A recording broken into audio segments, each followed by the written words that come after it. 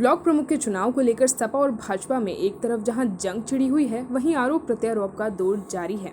एक दिन पूर्व ही आजमगढ़ के पवई ब्लॉक पर पूर्व सांसद रमाकांत यादव के पुत्र वरुण कांत यादव के पर्चा दाखिले के समय उनके भाई फूलपुर विधायक अरुण कांत यादव की तरफ से दबंगई का जबरदस्त आरोप सपा लगा रही है।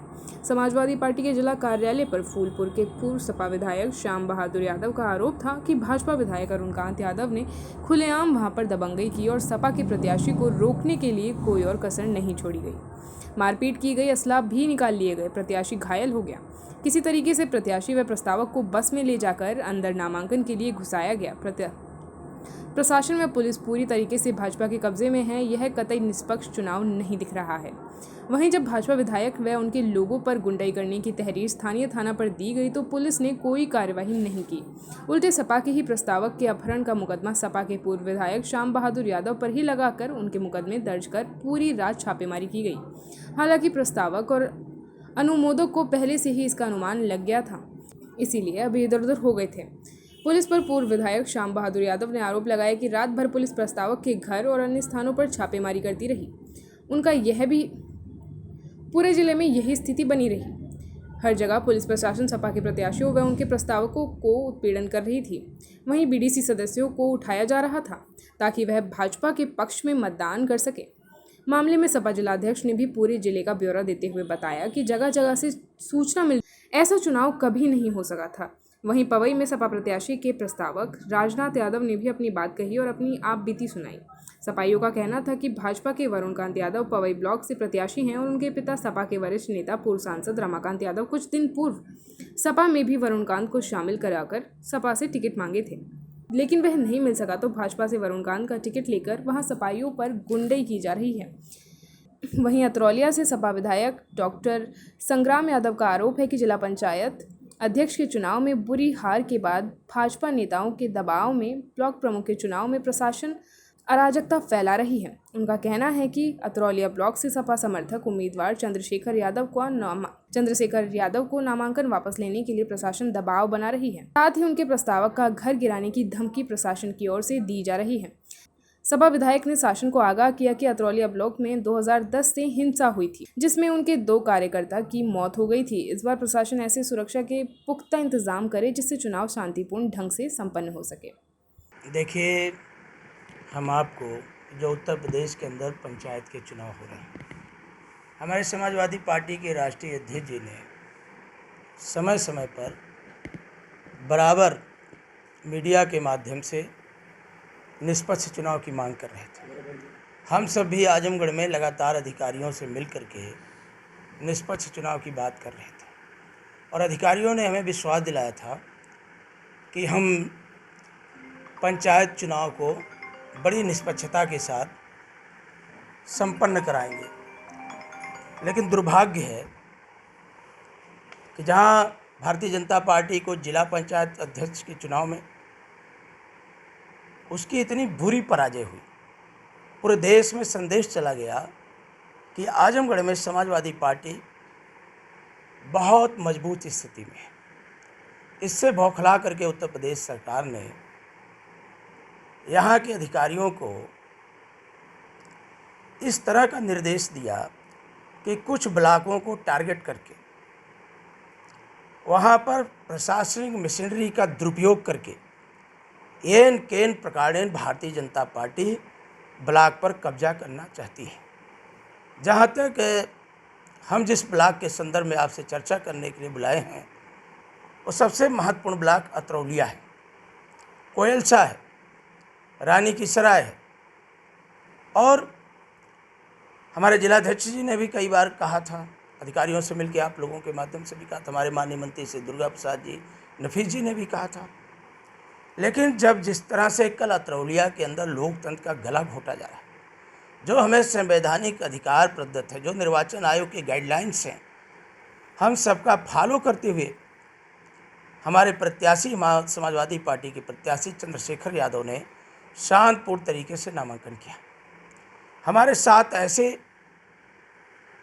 बीडीसी सदस्य थे, जब वो चुनाव लड़े थे तो उनमें उनकी योग्यता निरक्षर थी। उत्तर प्रदेश पंचायत राज निर्वाचन आयोग की गाइडलाइन है कि जो निरक्षर लोग हैं उन्हें वोट डालने के लिए एक उनके ब्लड रिलेशन का व्यक्ति कंपेनियन बनेगा। हमने समयबद्ध तरीके से अपने वकीलों के माध्यम से क्रमबद्ध तरीके से हमने उस सारे नियमों का पालन किया और नियमों का पालन करते हुए समय सीमा के अंदर ही हमने क्षेत्र पंचायत के अंदर सहायक निर्वाचन अधिकारी संजय कुमार सिंह जी के सामने अपने आवेदन समय से प्रस्तुत कर दिया और उन्होंने हमें रिसीविंग भी दे दिया। उनकी तरफ से जो बाबू ने रिसीविंग भी दिया कि आपका मिल गया। लेकिन जब भारतीय जनता पार्टी ने देखा कि उनके पास सदस्य संख्या नहीं है, उनके अंदर बौखलाहट हो गई कि हमें चुनाव को जीतना है और ऊपर से ना जाने किसका आदेश आ गया, हमें पता नहीं चल पा रहा है क्यों इस तरह के दबाव में यहाँ का प्रशासन काम कर रहा है। ये समझ से परे है। जिस ब्लॉक में 1972 में हमारे पिताजी ब्लॉक प्रमुख थे और एक लंबे समय तक आज भी एक आध बार छोड़ दिया जाए तो आज 2020 तक समाजवादी पार्टी ही हमेशा वहाँ ब्लॉक के चुनाव को जीतती आई है। उस ब्लॉक पे कुछ भारतीय जनता पार्टी के नेताओं के कहने से प्रशासन इस तरह से अविवेकपूर्ण निर्णय ले लेगा। पहले तो इनके राइफलधारी लोग ब्लॉक परिसर में गए, निर्वाचन अधिकारी को हड़काया, डांटा, फटकारा और इसके बावजूद मैंने तुरंत जिलाधिकारी महोदय से कहा, एसएसपी से कहा, सबसे कहा। फिर लोगों ने कहा नहीं विधायक जी निष्पक्ष होगा। फिर वो आए आजमगढ़ के अंदर, सीडीओ महोदय ने सारे कागज रखवा लिए। उनको ना जाने कितने अनाप शनाप बातें कहे, कितने उनके ऊपर दबाव बनाए और वो बेचारे असहज हो गए। आज उत्तर प्रदेश में अधिकारियों से इस तरह से गला दबा कर काम लिया जाएगा। मैं पूछना चाहता हूँ मीडिया के माध्यम से, जिस सहायक निर्वाचन अधिकारी की नियुक्ति जिलाधिकारी जी ने किया था, आखिर वो कौन से ऐसा कारण हो गया कि उसी अधिकारी को हटाने के लिए आयोग को पत्र लिख रहे हैं और कह रहे हैं कि इनकी अनभिज्ञता के कारण हो रहा है, संजय सिंह के अनभिज्ञता के कारण हो रहा है, बाबूराम के अनभिज्ञता के कारण हो रहा है। और क्या है आनंद फानन में तहसीलदार मजिस्ट्रेट बूढ़नपुर के शशि प्रताप सिंह को नियुक्त करके एक इंक्वायरी सेटअप करते हैं और कहते हैं कि 7 मेंबर एक साथ आकर के वक्त में जमा कर दिए फार्म। मैं कहता हूँ आप सब देखते हैं, 7 मेंबर अगर एक साथ लाइन लगा लिए और लाइन लगा के क्रमबद्ध और उनका जो रजिस्टर है उसमें उन्होंने साइन किए हैं उनके जो सहवर्ती हैं, लेकिन आज पूरा प्रशासन रात में जगह जगह बीडीसी के लोगों के यहाँ छापे मारे गए। आज सुबह सुबह जो चंद्रशेखर यादव के प्रस्तावक हैं पांडे जी, जो बहुत मजबूत साथी हैं, आज उस पांडे जी के घर कानूनगो लेखपाल पहुंच गए कि आपका घर बंजर में बना है, उसको नापा जाएगा। गांव के लोगों ने कहा घर बने चाहे गिरा दो, लेकिन हम सब रहेंगे प्रमुख चंद्रशेखर यादव के साथ निर्वाचन में।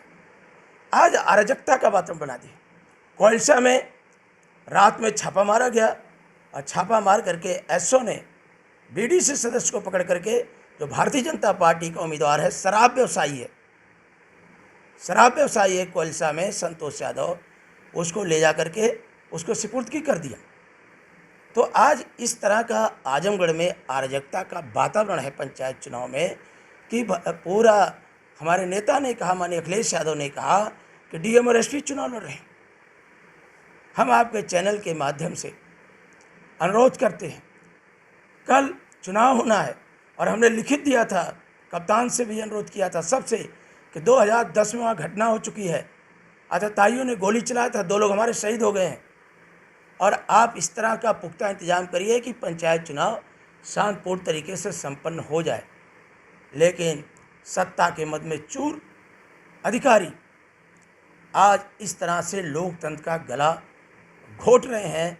ऐसे अवसर पर हमें मीडिया से उम्मीद है कि मीडिया हमारी बात को सत्यता के आधार पर परख करके निश्चित तौर पर हमारी बात को प्रशासन और जनता के बीच पहुंचाने का काम करेगी। और मैं प्रशासन के लोगों से कहता हूं कि रात कितनी घनी हो, अंधेरा कितना भी घना हो, सुबह जरूर होती है। आजमगढ़ से गौरव श्रीवास्तव की रिपोर्ट।